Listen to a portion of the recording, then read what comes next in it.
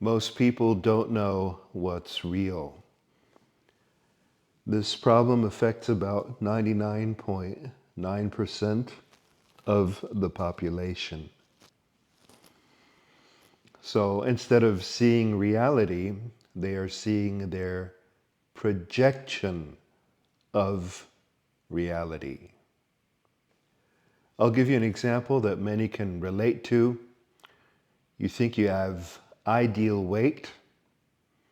You think you look awesome until the moment you see a photo. And then you realize you're overweight. That's because cameras don't have bias. They don't have filters. It's just the camera that is capturing what is as it is. And all the while, you were projecting that you look different. The same with audio recordings. You think you sound so great, and then you hear your voice recorded somewhere, played back somewhere, and you're surprised. That's projection versus reality. There's a way you actually look and sound, and then there's the way you think you look and sound. There's what I said to you versus what you think I said. And this has been a major thing throughout my life and career, my coaching career, where I tell people certain things, but the way they interpret it could go off into a completely different direction. That's why I've learned to express myself slowly and as clearly as I possibly can. And a lot of people say, well, your videos on YouTube are too slow. And those are people who don't really want to understand. They'd rather stay in their projection of reality versus reality. And this is to your great disadvantage. Because how can you create reality if you don't know what's real? If you know what's real, life becomes predictable. You know what you can rely on, and you can mold reality to your preference. Whereas if you don't know what's real, you're not operating off of predictable data, and who knows what'll happen. Now, this interpretation versus reality issue takes on many forms. Another one is what a thing means versus what you make it mean. It's so important. I could do a whole seminar on it. So I'll say it again. What a thing means versus what you make it mean. Now, in the self-improvement, New Age scene, blah, blah, blah, there's a lot of people who say that nothing means anything. But I don't agree with that. I call that nihilism. Things do have an inherent meaning and they have an inherent energy level. They are inherently good or bad on a scale from 1 to 1,000 or more. And then there's what you make something mean. You add your spin and your twist to it, and there's nothing inherently wrong with that. I'm not wronging or shaming you for it. I'm saying that if you do too much of that, if you add too much spin, you lose touch to reality. When you lose touch to reality, you lose your ability to steer reality. Right? If you lose touch to your steering wheel, you're no longer the driver of your car. There are many events in your life where you put the meaning on them that they're bad, they're not good for you, they're undesired. And then 5 or 10 years later, you look back and you realize, wow, that was the best thing that could have ever happened to me. You know, this person divorcing me, I thought it was so horrible back then, but I realized that was a blessing in disguise. I'm so lucky because now I'm with the partner of my dreams. Or I lost that job back then and it was the biggest disaster. That's the meaning I gave it. My life is done, this is a disaster, but now, a couple years later, I realized that if I hadn't gotten fired from that job, I would have never been as successful as I am. So there's the way things are, and then there's the meaning you give them. And mostly people give a negative meaning through their conditioning and upbringing. This is why I always ask on so-called negative events, how might it serve you?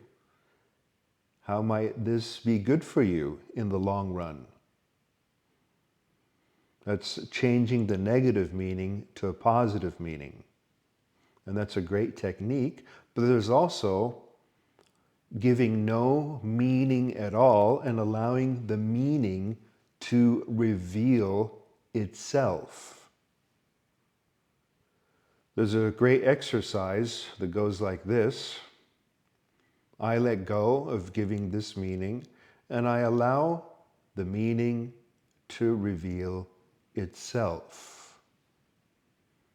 I allow the universe to reveal the meaning to me.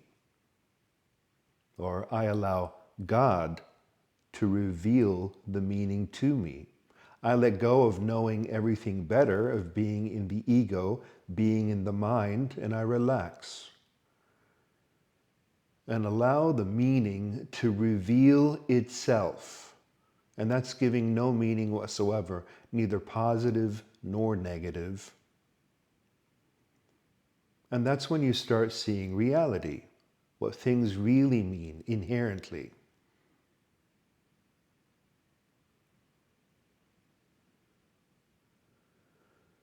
Now, if you put a positive twist on it, give it a positive meaning, it'll work positively for you. And that's great. But in my view, you should also know the inherent meaning without your spin. I would classify no meaning, ascribing no meaning, even higher than ascribing a positive meaning. Okay, so one skill is changing a negative meaning to a positive one. Like my house burned down, and I say, well, great, this is fantastic. It's an opportunity to get the house that I really want. That's a skill. That's a mental talent, and it'll create that you'll find evidence for the positive meaning. You'll start attracting events that fit to the positive meaning you gave it instead of creating yourself as a victim. But then there's the patience of not ascribing any meaning at all and just waiting for a couple of days, the house burned down, and just observing what reveals itself. I allow the universe to reveal what this means.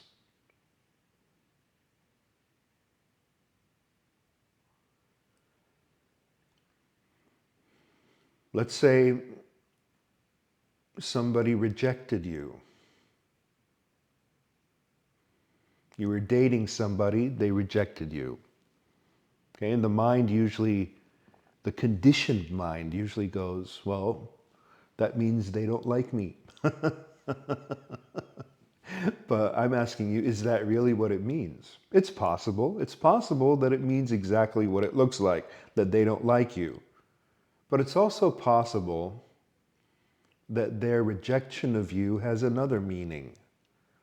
What if they're shy? What if they're afraid of getting closer to you because they like you too much? And then they rejected you before you reject them. As crazy as it sounds, I've seen it happen a lot. And I'm sure so have you. Why does their rejecting you automatically have to mean something bad? It could also mean that they're in a bad place right now. or that they know they're about to move to another city, it has nothing to do with you, or they're already in a relationship and never told you. It could mean so many things, but the mind tends to jump to conclusions too quickly.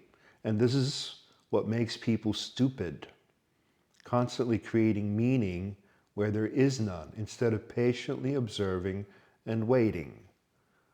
Observing patiently as the meaning and what's really going on reveals itself. I see this behavior a lot on social media, where it's so easy to manipulate people. Do you know social media has replaced what they call legacy media, the old media, in brainwashing people, but the same principles are still used. And people jump to conclusions very quickly before seeing the whole thing, the whole movie play out. And they tell me that one thing is happening politically, and I'm sitting there thinking, actually, the exact opposite of that is happening, but since I'm a polite fellow, I don't say anything. And then a couple months later, it turns out, sure, what I thought was happening was actually happening. And how did I know? It's because I've trained myself not to create my own meaning from the limited understanding that I have, and allow the universe to reveal the meaning to me, to allow God to reveal its meaning, to allow life to reveal what a thing means and what's actually going on.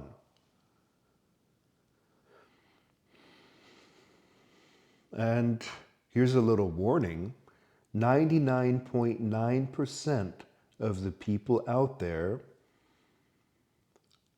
don't understand this principle that I'm teaching you right here. They don't apply it and are therefore ignorant, hardly reliable. They could be reliable in a small field, such as their field of expertise, but in general, they're not reliable. You can't believe a word they say. And if you've looked on social media any, you see that. You see loads of falsehood, and you see so-called influencers spreading falsehood, looking like they're spreading truth, but they're spreading falsehood. And just like the old media, legacy media, was paid for by all kinds of special interests, paid for by corporations, paid for by government, paid for by intelligence agencies, paid for by propaganda, you have the same with so-called influencers. People would be surprised how many of these so-called influencers are actually paid shills. And some of them are very good at hiding the fact. However, if you were to observe neutrally and feel and allow the universe to reveal things to you, instead of constantly creating a meaning, a label, a projection, an opinion, you'd see more truth. So this is about what is happening versus what you assume is happening. And if you get anything out of this recording, it's to assume less, much less. It's an unfortunate side effect of an untrained mind, unsophisticated mind, to constantly assume, to jump to conclusions. Not everything is as it seems.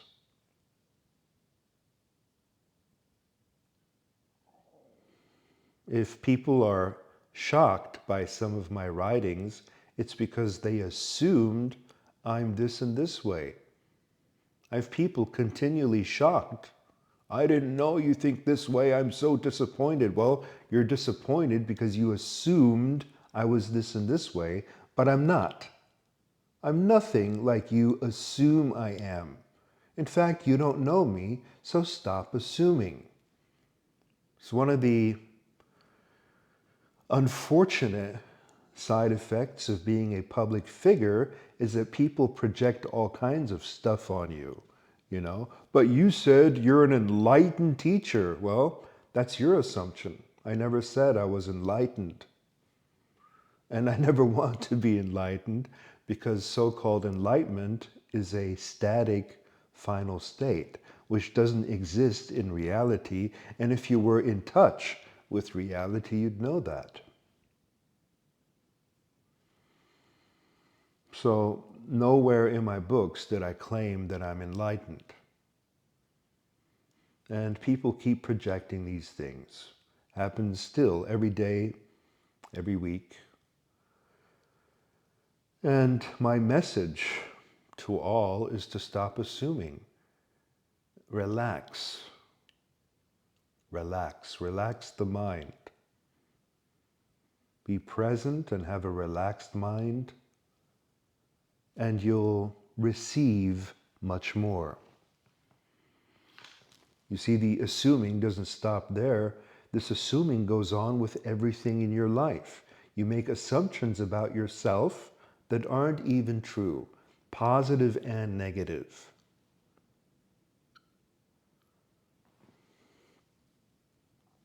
You also make assumptions about your issues that are not true.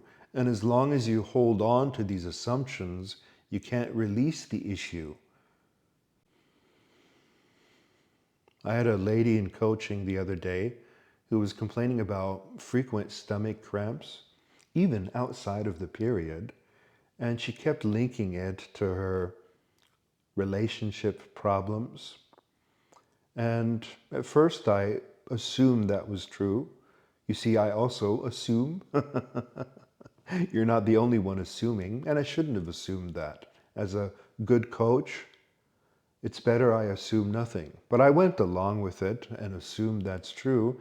But when she kept bringing it up, I thought, wait a minute, if that were true, she wouldn't have to keep bringing it up and repeating it over and over and over and over and over.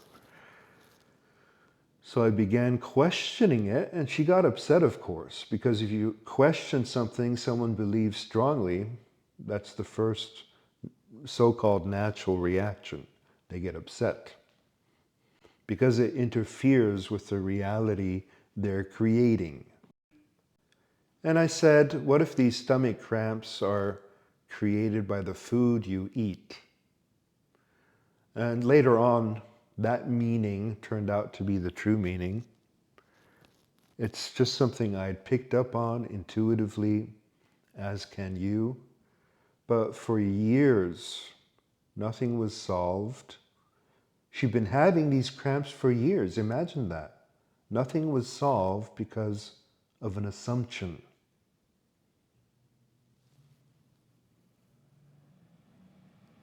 The question finally is, how can I get more in touch with reality?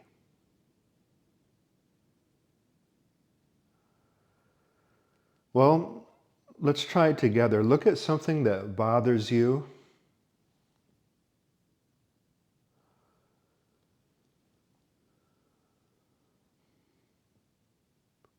Bring it up now.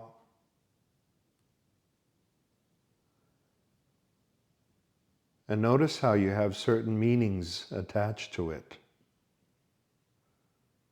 What does this mean to you? What labels did you create over this?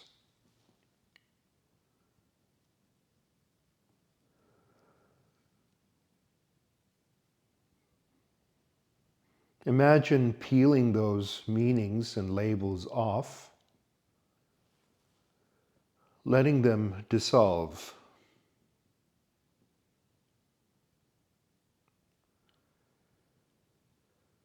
until just the pure energy is left without meaning, without label, and just observe the pure energy of that so-called problem or issue.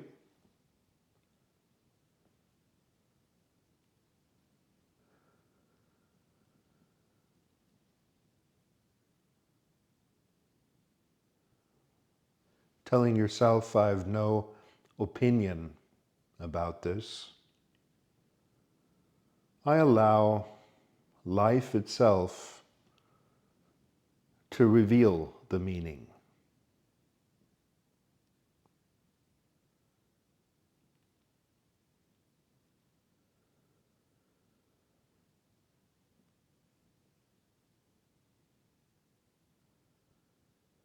And that's when energy starts flowing again. I don't know if you noticed that, but all these meanings and labels actually fix it in place. And if you peel off the meaning, the energy flows again and the thing can heal and eventually dissipate. That's one way to get to reality. It's the saying, I give up meaning, or I let go of meaning and allow the universe to reveal it to me, or I allow God to reveal it to me.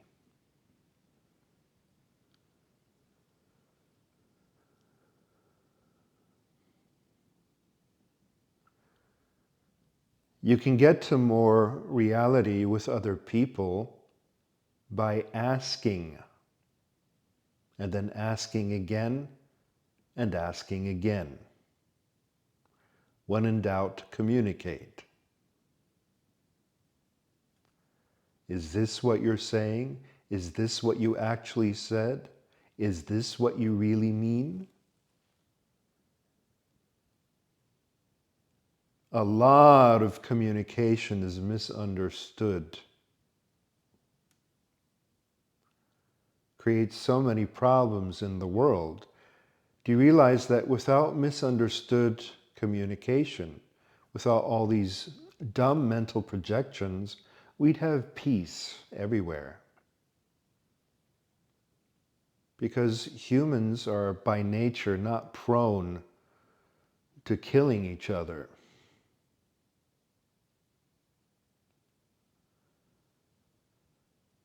But if you descend in consciousness, then you start projecting instead of seeing the other person as they are, instead of inquiring. So in negotiation with others, you'll be most successful if you confront reality and know what they really want, what they are really saying, and what they really mean. And if you can do that, you can also communicate to them what you really want, what you're really saying, and what you really mean.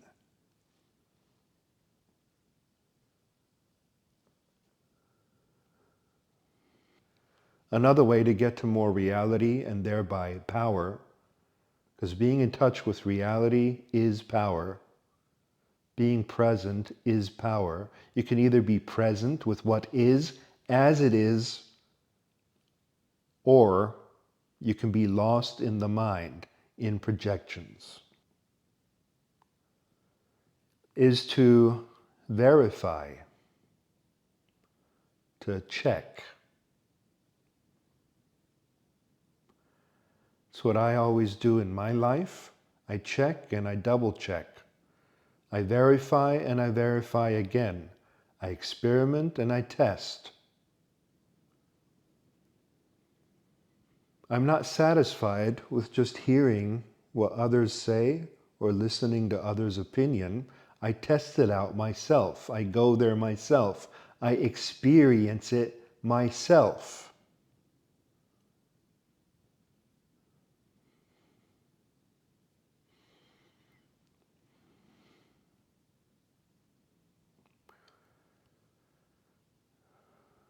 A few years ago, there was this hype about ivermectin treating COVID and cancer and all kinds of stuff.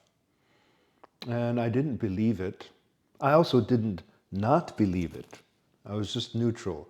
And being neutral is the ideal approach when you're dealing with discernment of truth and falsehood. My attitude was, you can tell me all I want, but as long as I haven't tried ivermectin myself, which is basically horse paste, I don't know. And I really don't understand how many people, especially on social media, are yes or no on a subject like this. You know, you see hundreds of posts, yes, yes, yes, people who've never tried it. And then you see hundreds of posts, no, no, no, no, no, of people who have never tried it. It's bizarre. Can you see the unfortunate condition that humanity is in? They're yesing and knowing all over the place without ever having experienced. So I eventually ordered some ivermectin and started eating horse paste for a couple of months just for self-experimentation. And my result was nothing, absolutely nothing. And that is not conclusive because I'm not sick. I almost never get sick, so I guess I'm not the right person to try it on. In any case, I went for verifying and checking and experiencing instead of just labeling yes or no, or agree or disagree. You know that most people aren't in a position to agree or disagree because they haven't tried it, and yet they do, as if they know what they're talking about. I agree, I disagree. They agree and disagree based on how they've been indoctrinated and programmed. So if I program you in a certain direction, you're going to so-called agree with it, and you're going to disagree with the opposite. And all of that is basically nonsense. You're not in a position to agree or disagree if you've been brainwashed to think a certain way. Another way to get in touch with reality is to look more closely.